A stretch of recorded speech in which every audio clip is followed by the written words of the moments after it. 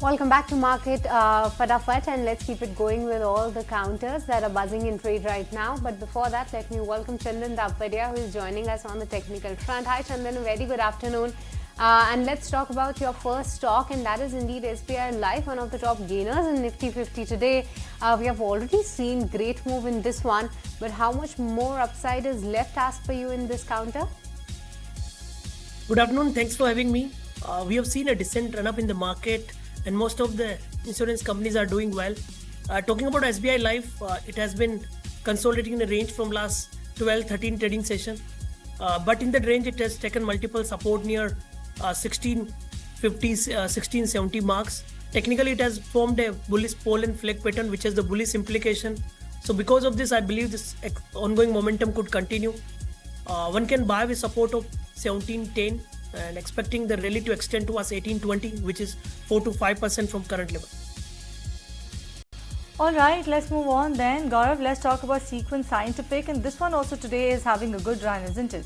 Well, yes. This stock is also up almost by 5% in a day today, and the reason being that the company has now received pre-qualification approval from World Health Organization for albendazole, which is one of the active pharmaceutical ingredient. Now, what the company has said is that this is in the partnership with Mepro Pharmaceutical, who has already successfully developed and commercialized this same drug in a chewable formulation from its own WHO-approved plant using Sequent's API. Now, Mepro's chewable formulation, when we talk about it, is the first global approved of its kind by WHO. Now, this drug is a vital medicine which will be used to treat the range of parasite infections. And when we talk about Sequent, we have already seen this company doing very well in its business. It is one of the leading animal health company with a consolidated turnover of around 13.69 billion rupees in FY24. Now, management has also said that WHO approval validates its manufacturing capacities and reinforces their dedication to provide high quality medicines. And so on the back of this approval, definitely watching out on this counter because we may see some further upside coming up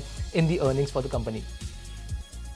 Alright, so that's all about Sequent Scientific, which one is actually seeing a good up move in trade today. But let's shift focus, let's talk about HCL Tech, and that particular counter is in focus in today's trading session is because you are seeing management churn actually take place in HCL Tech. The CFO, Pratik Agarwal, has decided to step down from his position, and instead of him, you have Shiv Walia, who has been appointed as the next CFO of the company. So you have the current CFO, that's Pratik Agarwal, deciding to step down to pursue opportunities outside. He will continue to be the CFO till September 6, 2024. Remember that he served in HCL Tech for over 12 years, and he was appointed as CFO in October 2018, whereas Shiv Walia is now been appointed as a CFO, and he has actually started his professional career with HCL Tech in the year 1993. So watch out for that big management rejig coming in HCL Tech, though the brokerages is of the view that usually the transitions have been pretty smooth when it comes to HCL Tech. Alright, but moving on, Chandan, another counter from the insurance space is ICICI Pru is what you're tracking. Tell us, how is this stock looking on the charts? The insurance company and ICICI Pru is also having a consolidation breakout on the daily time frame. In last almost 16 days, it has remained in a range between 700 to 740 zone, and now it's all set for the fresh breakout. We have seen the formation of higher tops, higher bottom on the hourly time frame, and a small follow-up could lead the fresh rally towards 780, 790. So one can buy with support of 710, look for 780, 790. So most of the counter from this sector is doing well, and this is also one counter which can see some outperformance in the momentum of 5 to 7% by hitting to the new high.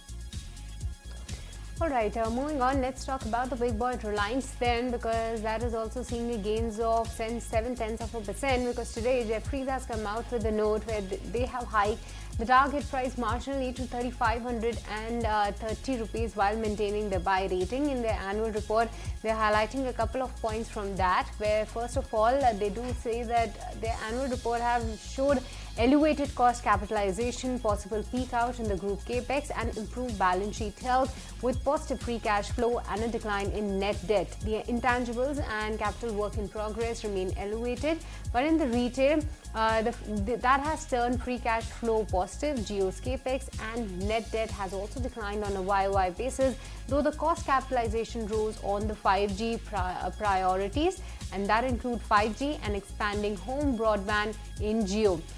The company is also restoring growth with strong margins in retail, and renewable commercialization in O2C is something that they are working on. And those were the highlights from this particular report, and the stock is also having decent gains right now. All right, let's talk about Mphasis then. Chandan, how is this one looking on the charts? So you're part of the mid-cap IT pack. Yeah, so Nifty IT looks positive, and Mphasis has seen the build-up of open interest by around 8 to 10% in last 3 days. Recently, it has taken support at its 50-day exponential moving average and witnessed a recovery. I believe this recovery and momentum could continue with support near 2950, expecting this ongoing move towards 3100 zone. All right, that's about Mphasis.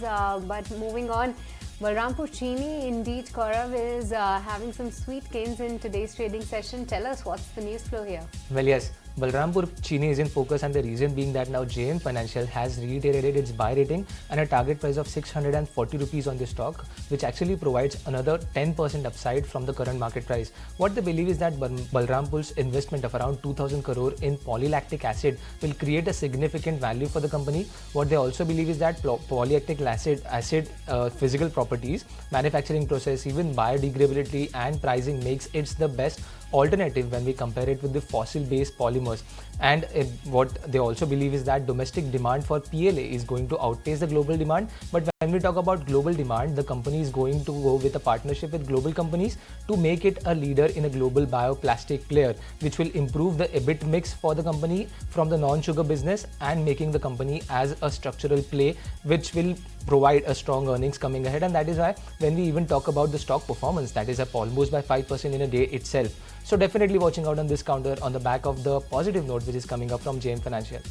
Okay, that's about Balrampur Chini, but let's talk about another sugar player, and that's Eid Parry. The management, we spoke to the management earlier this week where they're saying that some key decisions around ethanol prices are being penciled in. So let's hear out what he had to say about the outlook when it comes to the prices and the way forward for the company. We still await any policy decisions. Offtake prices of ethanol have been maintained for the last sort of 1.5 years. So we really expect some decisions around that. Also, whether or not policymakers will revert to the original ethanol blending program framework of feedstock also remains to be seen. We remain hopeful. And I think there's a good sugar balance in the country. We will be closing September 30th, which is the sugar season, the sugar year, at about 9 million tons of stock, which is quite healthy. And I think certainly gives leeway for the policymakers to consider reverting to the original policy framework. All right, let's shift focus from the sugar space now to the consumer discretionary, and the next company that Chandan that you are tracking is Voltas, and there's been no stopping on this particular counter. The results were great, even the brokerages gave it a thumbs up, but technically as well you're liking this counter. Tell us what are the next targets you are looking out for. Yes, we are quite positive on the Voltas. It has seen the open interest addition of more than 10%, and after the consolidative move of last 10-12 weeks, it has given a classic breakout above 1560 zone and now holding well above 1600 and beyond. So this momentum could continue. We have seen a major surge on 12th of August when open interest has spiked by 8 to 10 times. Now I believe the ongoing momentum could continue with the support near 1635. One can hold the long position or can create the long position for upside target towards 1720 in the Voltas. Lots of you coming in on Voltas, but on that note, we'll slip into a break on this edition of Market Fatafat. More stocks on the other side. Don't go anywhere.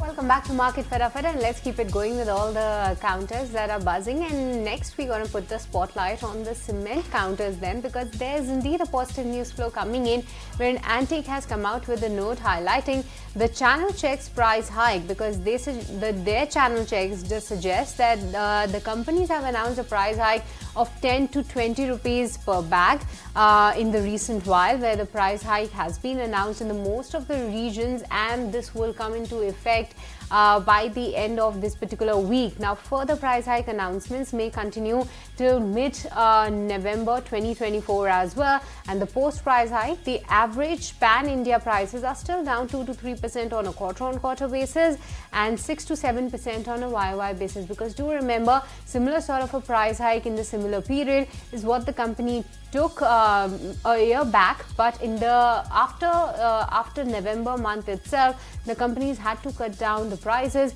catering to the kind of subdued demand that the industry was facing. So that's about the cement companies then, but in the short term, indeed a positive news flow, and that's why we have seen some of the names in the cement play doing well today. But with this, viewers, there is indeed a consolidation in the cement pack, and that will continue. Those are the words coming in from Go India Advisors Rakesh Arora. But he adds that there is a space for all the players to grow. Let's go across and listen in to his take on the cement plays. So consolidation is definitely going to continue. At the moment, we have got two clear leaders. And then we have, second-run companies like Shri, Dalmia, and now probably JSW is entering that ring. But I think there's enough space for everyone to grow. But the top leaders are growing much faster, and they are also very opportunistic in their acquisitions. So they're not just growing organically. Inorganically, they are trying to gain market share. And I don't think that trend will change much. We should expect some more consolidation by these two players. All right, let's move on. Let's talk about Hindustan Zinc, and the news just came a short while ago, Gaurav, and the stock has seen a sharp up move. And what's the news and what's the reason behind it? Well, yes, Hindustan Zinc is in focus because the board has now considered and approved the second interim dividend around 19% per equity. Now, the total outflow for the company via this dividend is going to be around 8,028 crore according to the company. But there is another news flow is that let's not forget that earlier this stock was in focus because Vedanta recently divested around 3.17% stake in Hindustan Zinc through offer for sale, and the stock is down almost by 16% in the last 16% in the last 5 days, and the stake sale was to raise around 2.5 billion for Vedanta to help to manage with their debt. But with this, the dividend that they have announced, Vedanta will be a huge beneficiary as it still holds around 63.42% stake in Hindustan Zinc. Now, the record date for the payment of the dividend is going to be around August 28. And when we talk about the dividend and when we compare it with the total share price, the dividend yield comes at 3.7%, which again is one of the top dividend paying stocks for the company. So definitely watching out on Hindustan Zinc as well as Vedanta on the back of the news flow. Alright, so that is Hindustan Zinc for you. Let's move on. Let's talk about Marksans Pharma. Just like the way how Hindustan Zinc, the news just came a short while ago, the same way your Marksans Pharma, where the news came just short while ago, where the US FDA has gone ahead and closed the inspection of the Goa facility. Post that, the stock actually turned positive from a negative trend through the course of the day. At one point in time, it was down about 1.4% just before this news could come about. The company has said the US FDA has classified the Goa unit as voluntary action indicated after the inspection. VAI basically indicates the objectionable conditions or practices were found, but the agency won't recommend any administrative or regulatory action. So on back of that, you saw the stock actually return to a positive trend from the negative. Alright, that's about Marksans Pharma. But shifting gears to the auto space, and Chandan, Ashok Leyland is one such counter that is seen to be flirting well with 250 odd levels. How do you see the technical setup for Ashok Leyland, as well as what are the targets that you are looking out for? Yeah, so yes, it has been consolidating and flirting near 260 marks. We have noticed that from last almost 15 days, it is trying to surpass the same, but then drifted lower and again now moving upwards. We have noticed that major trend is positive, and the stock has been holding well above its 50-day exponential moving average. In last 82 days, it never gone below 50-day mark, always taken support near to the same. We have seen a fresh breakout led by consolidation of last few days. It has been respecting to its rising support trend line. So I believe with support of 250, the ongoing momentum can take it towards 275 zone. All right, so that's the word coming in on Ashok Leyland. But let's talk about the airfares, and looks like now all of us will have to shell out 20 to 25% more, especially if all of us are planning a Diwali trip, because the airfares have started soaring already to new heights. The average airfare on important and busy routes like Delhi-Mumbai, Mumbai-Chennai have actually gone up by about 20 to 25%. I already have Shrishti here trying to actually check the rates, but let me head across to Samir to exactly understand why is it so. Samir? Ahead of the festive season, the airfares are once again soaring to new heights.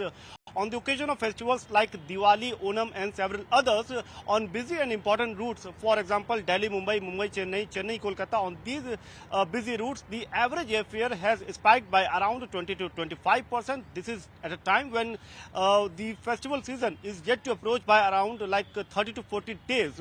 And as industry experts suggest that this hike will further increase as the date approaches near. So the trend suggests, and the airline sources are saying, that this is all because that the gap between demand and supply, it is further increasing. The average per day passenger flying has crossed the 4 lakh mark, and also the supply side, the availability of aircraft, it is decreasing. If you currently see the situation, the low-cost carrier SpiceJet is operating with just around 20 to 25 aircraft. So there is predominantly only 2 airlines, Indigo and Tata-owned group airline, which is actually catering to this demand, huge demand. That is the reason that average airfare is showing an increasing trend. Also, the ATF prices, the aviation turbine fuel prices, are the way it is fluctuating. Airline operators, they are also trying to gear up and to be in a comfortable position. They are actually utilizing the available market forces. So the trend suggests that this increase in average airfares is likely to go up as the date of festivals approaches. And if you are planning to travel in these dates during the festival season, it's better suggested that you book your tickets way ahead.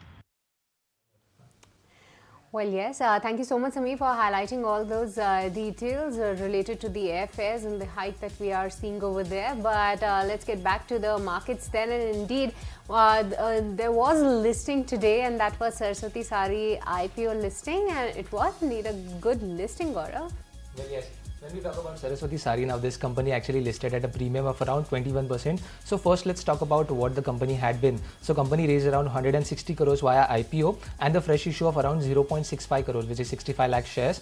And when we talk about the IPO, the subscription was oversubscribed almost by 107 times, I beg your pardon.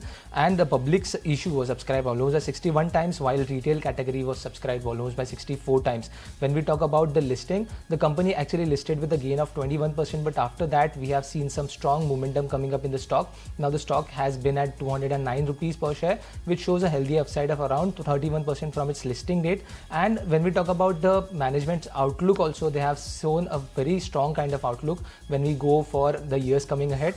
We already met with the management and had a word on this, so definitely let's also hear out from the management as what their outlook is on Saraswati Saree.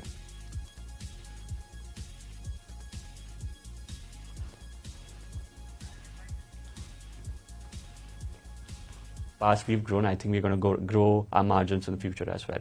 See, basically, if the data points, if you look at what we do is we play with operating leverage, and we try to improve our operational efficiency and cut down our costs. And also what we try to do is we're trying to increase the average price of the product that we sell. So idea is to again improve average price of the product that we are selling and improving operational efficiency and cutting down cost, which again the top line will directly go and reflect in bottom line. I think there are a lot of customers who are not tapped by our company yet. I think we're going to focus on West and South, and there is a scope to grow in West and South. And if you look at industry report, 45% of sarees is sold in South, and we are just 17% of our revenue comes from there. So I think West and South is still something that we're going to focus on, and once entirely capitalize this market, then we'll focus on moving to other markets. All right, moving on, and let's talk about TVS Motors then. And Chandan, what an outperformer TVS Motors has been, and other than that, the stock is yet again very close to its all-time high levels. How do you see the stock moving ahead? Yeah, so this is one of the strongest counter in the auto pick, has been making high top, high bottom. The nature of the stock is heading to new high, and then it remains consolidative and again start the next leg of rally. So I believe the momentum could continue. It has the low beta but generate the alpha, and that is what every trader investor looking for. So I believe the ongoing nature could continue to take the outperformance. One can buy with support of 25.75. It has potential to rally towards 27.50 and beyond. All right, so that is Chandan's view coming in on TVS Motor. With that, we come to the end of this edition of Market Fatafat. Thank you so much, Chandan, Osho, as well as Gaurav for joining us on the show. And as we wind down this edition of Market Fatafat, you have Swiggy that celebrated 10 years of operation. We caught up with Rohit Kapoor, who is the Swiggy's food marketplace CEO, on his outlook for the food delivery as well as the quick commerce business. Let me talk about quick commerce, and I think if you've seen the latest Rohit Sharma campaign that we did, we spoke about ye se leke wo tak. Practically, we cover the spectrum of what you need and provide that to you in 10 minutes.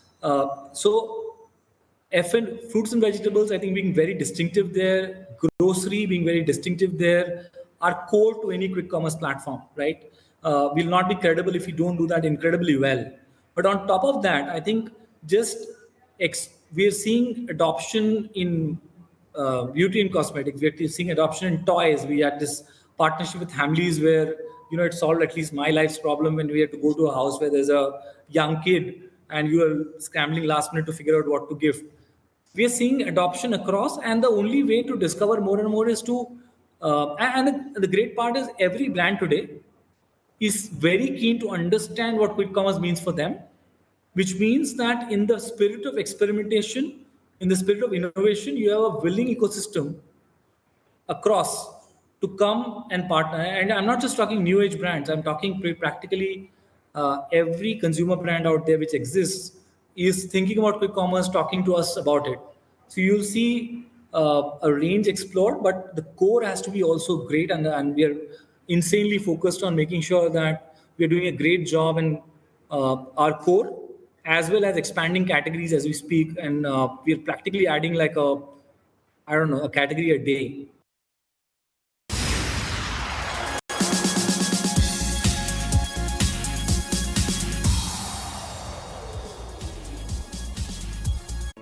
If you like this video, then like, share and subscribe to ET Now.